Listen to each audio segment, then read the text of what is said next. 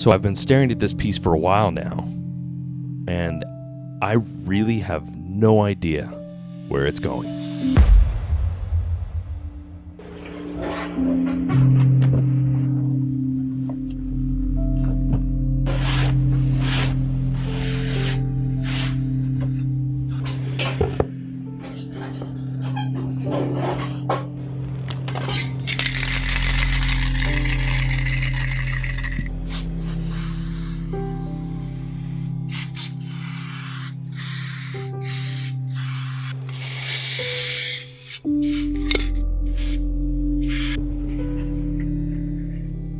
This piece confounds me. At almost every turn, I've gotten to points in it and felt like I didn't know what to do next. I believe that comes from two main ideas. Number one, a complete lack of conviction. And number two, fear. You see, the way this started, as opposed to some of the other pieces I've created recently, which are more visceral in nature, creating them on the fly, adding something to it, looking at it, taking it in, and then expanding on that, and then taking more visceral response and adding to it. That's normally how I work.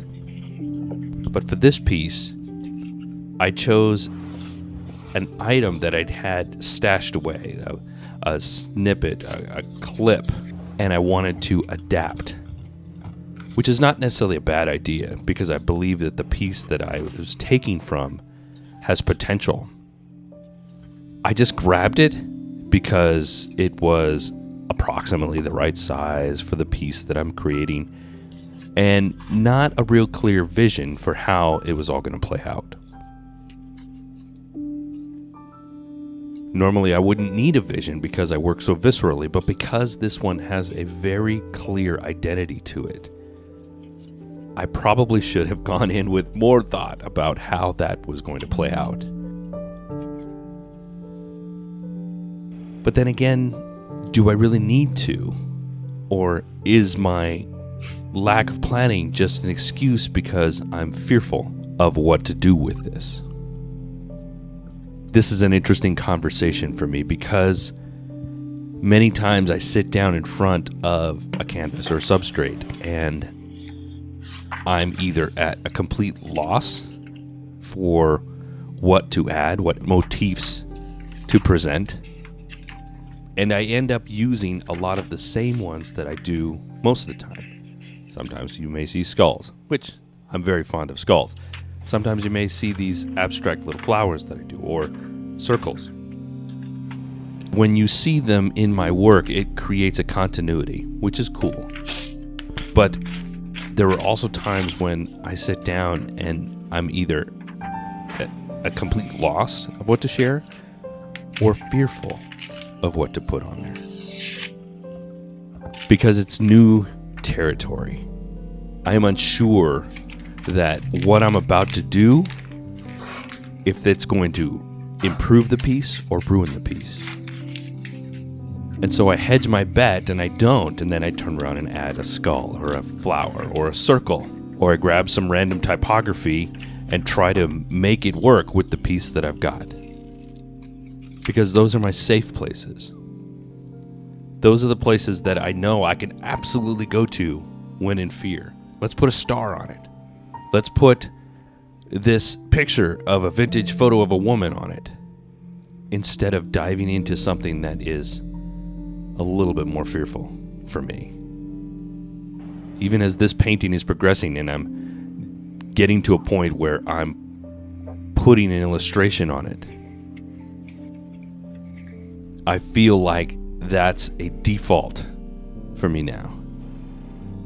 I'm not allowing myself to express more. The problem is that I just don't try this enough. I spend so much time doing the motifs that I know that I don't experiment enough in the things that I don't know. And that has to change.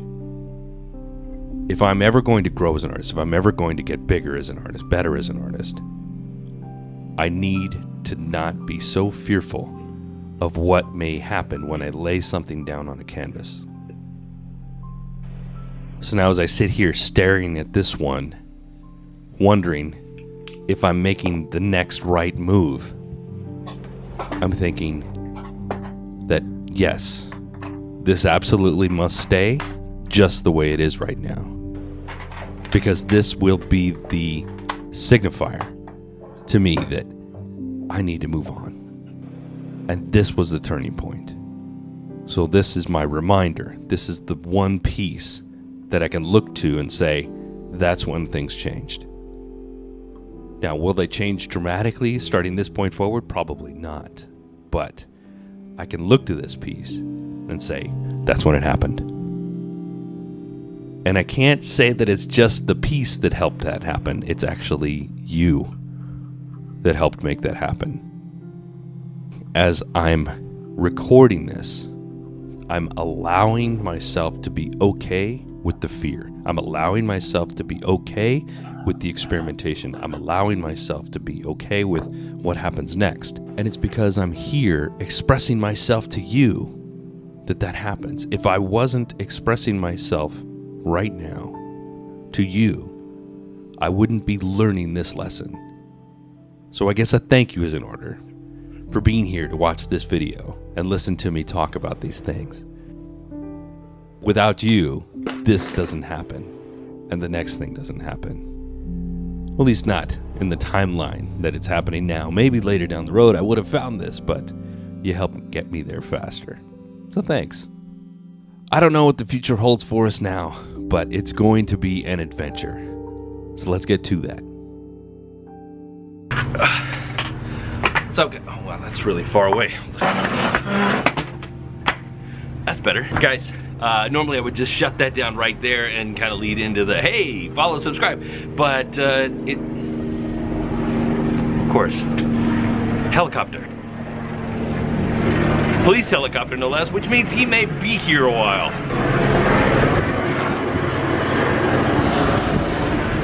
Anyway, so the reason I wanted to jump in here real quick and just say hi, I wanted to also say thank you for all the people that have hung out for the past about a year, a little more than a year and a half now, because today, in a celebration of arbitrary numbers, is my 100th vlog. This is the 100th time since I announced that I was gonna do this thing that I've been on here on the camera. Well, actually, probably more than that, but the official vlog, quote-unquote vlog, is 100 episodes. Yeah, so just want to say thanks. Thanks for all the people that have subscribed. Thanks for all the people that hung tough. And thanks to anybody who is going to, from this point forward, share me with your friends. Please do that and subscribe and get that notifications, that little ringy bell thing. I'm now doing this officially 2 days a week, once with the art, twice with the podcast. It's actually reverse. Podcast usually comes first, art comes the second part. The podcast, if you wanted to do the audio version, is officially on iTunes, Google Play, TuneIn Radio, Stitcher, SoundCloud. It's all over the place. I'll put links to everything in the descriptions. Thanks a lot, everybody. I appreciate you. Remember, be good today, be even better tomorrow. See ya.